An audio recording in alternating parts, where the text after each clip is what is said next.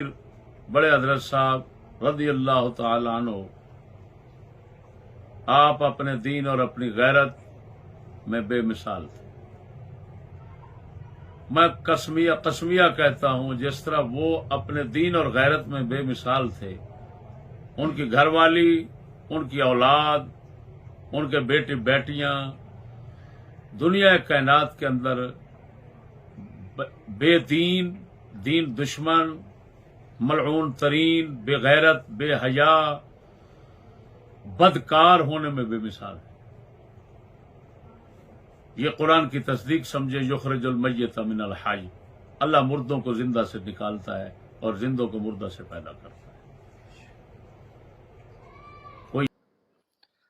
چشتی صاحب اس کلم میں کہہ رہے ہیں جی ہمارے حضرت کبیر بڑے حضرت صاحب جس طرح غیرت میں، دین میں بے مثال تھے، اسی طرح ان کی اولاد، ان کی بیوی، ان کے بیٹے، ان کی بیٹیاں بے دینی، بے حیائی اور بدکاری میں بدترین اور بے مثال ہیں۔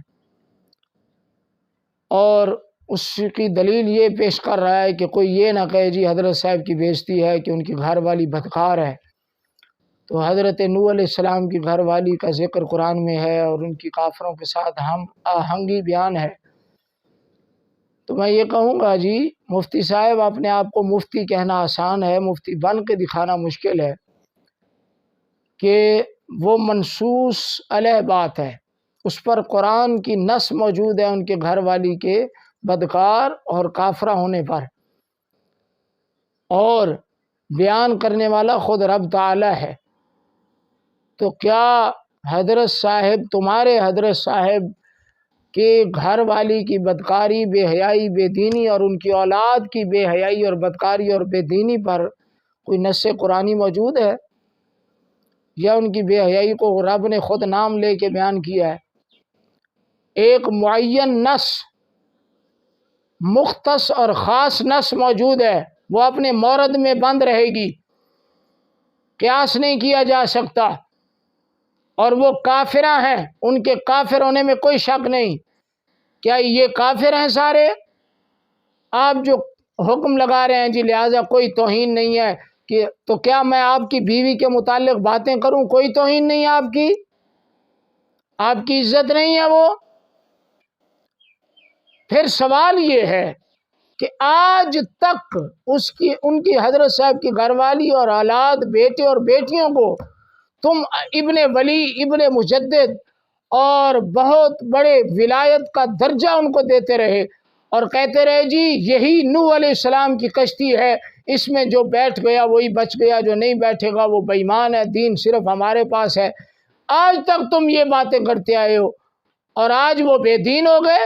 35 سال جو تم نے دین بیان کیا وہ تو یہی ہے جس کا تم نے خود رد کر دیا۔ 35 سال تم حضرت کی شان بیان کرتے رہے ہو، حضرت کی اولاد کی شان بیان کرتے رہو، زمین و آسمان کے قلابے ملاتے رہے۔ ہم اس وقت کہتے رہے خدا را یہ انسان ہے، ان کو انسان رہنے دو، یہ معصوم نہیں ہے، لیکن انہی باتوں کی وجہ سے جو تم کر رہے ہو ہم کرتے تھے تو آپ نے ہمیں نکالا اور ہم پر فتوے صادر کیا۔ آج وہی باتیں کر رہے ہو تو پھر آپ سے بڑھ کر دانا اور حکیم ہم ہو گئے کہ ہمیں پہلے پتہ تھا۔ تو یہ ڈرامے بازی بند کرو۔ اگر یہ بتاؤ تاریخ اسلام میں، تاریخ صوفیاء و اولیاء اور علماء کرام میں اور بڑے بڑے غیرت مند اور دیندار کی تاریخیں اٹھاؤ، یا خود قرآن و حدیث اور تعلیمات اہل سنت، تعلیمات صوفیاء کے اگر ان کو سامنے رکھا جائے تو بتاؤ کیا کسی دنیا کے بدکار، بے حیا اور بے غیرت اور بے دین کے ساتھ کوئی اللہ کا ولی محبت رکھ سکتا ہے؟ اور خالی محبت نہیں، ان کا دفاع بھی کرتا رہا ہو ہر موقع پر۔ کون سی ایسی شرعی مجبوری تھی؟ کسی نے گن رکھی ہوئی تھی، کسی نے تلوار اوپر رکھا ہوا تھا؟ اللہ کے ولی تو ڈرتے ہی نہیں، لا خوف علیہم۔ ان کو کوئی سولی پر بھی لٹکا دے پھر بھی وہ حق بات بیان کرتے ہیں۔ تو کس مجبوری کی وجہ سے قبلہ حضرت صاحب نے، آپ کے قبلہ حضرت صاحب نے کس مجبوری کی وجہ سے اپنی اولاد کے گناہ اور بدترین بدکاری کو چھپایا؟ اور چھپایا بھی نہیں، اس کا دفاع کیا۔ کبھی بھی تم نہیں بچا سکتے حضرت صاحب کو اگر تم اولاد اور ان کی بیوی کو غلط کہتے ہو۔ کیونکہ اس غلط کا ساتھ دیا انہوں نے، خود دیا اور جان بوجھ کر دیا۔ کون سی ایسی شرعی مجبوری ہے کہ اس مجبوری کی وجہ سے کیا اسلام ختم ہو رہا تھا، یا جانیں جا رہی تھیں، یا کوئی فتنہ پڑ رہا تھا اتنا بڑا، کوئی حضرت صاحب کی اولاد کوئی بادشاہ تھے، انہوں نے کھا جانا تھا سب کو؟ کس مجبوری کی وجہ سے انہوں نے ان کے اتنے بڑے فساد کو اور بددینی اور بے حیائی اور بے غیرتی اور بدکاری کو چھپا کر ان کو مجدد، شیخ اور ولی کہلوایا اور دین کا راہبر بنوایا؟ یہ تو جواب دیں گے، وہ بھی دیں گے اور آپ بھی دیں۔ یہ میرے سوال ہیں آپ سے۔ پتہ کیا ہے؟ آپ کی ایک طبیعت ہے چشتی صاحب، وہ یہ ہے کہ جو آپ کے خلاف ہے، چاہے فرشتہ بھی آ جائے تم اس کو کافر کہو گے۔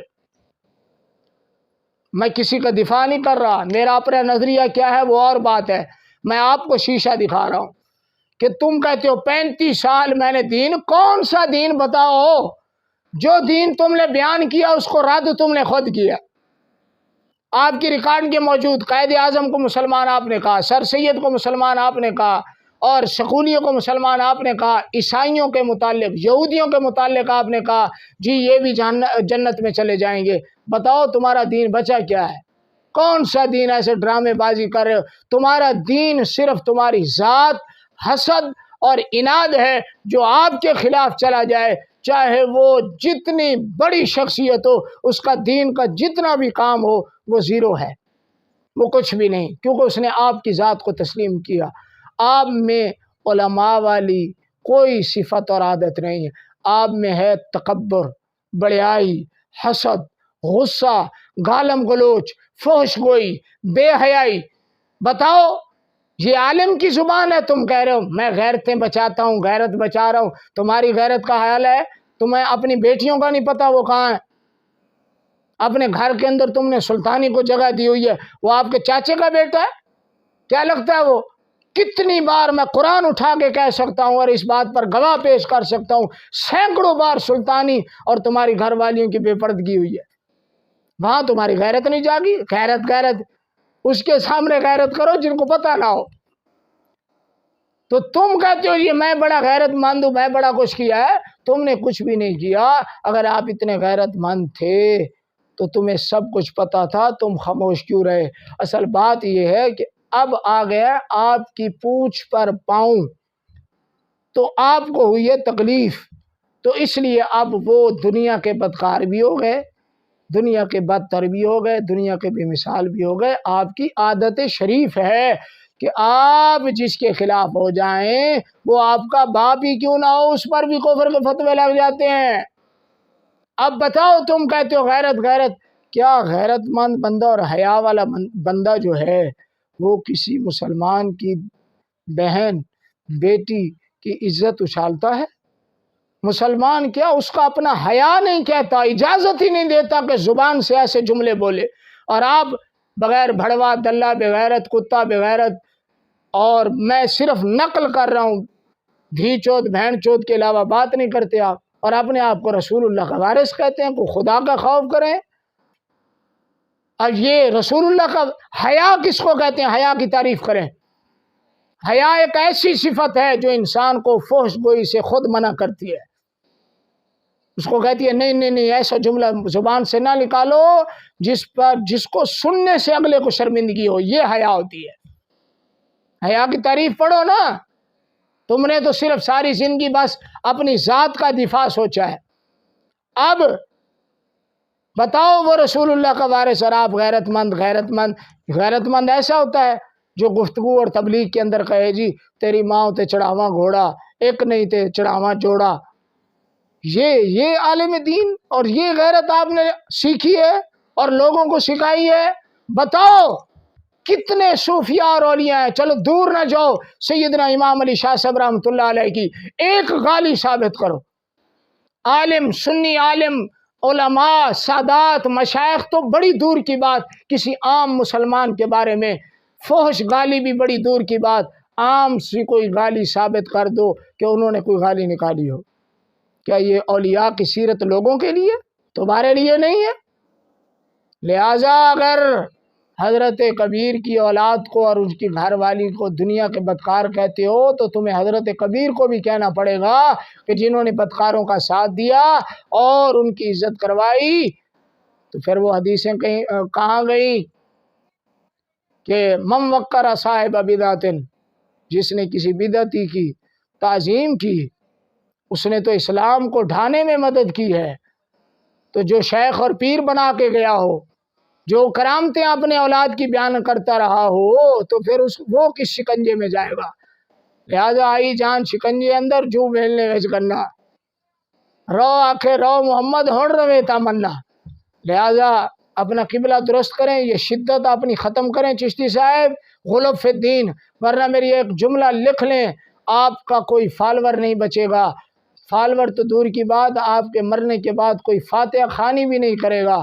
اللہ تعالی ہمیں بے حیائی، فحش گوئی اور چرب زبانی اور دیدہ دلیری اور ہر بڑے چھوٹے کیا حیا کیے بغیر اور زبان کھولنے سے محفوظ رکھے اور ہم کو ادب والی زندگی نصیب فرمائے۔ وما علیہ الا البلاغ المبین۔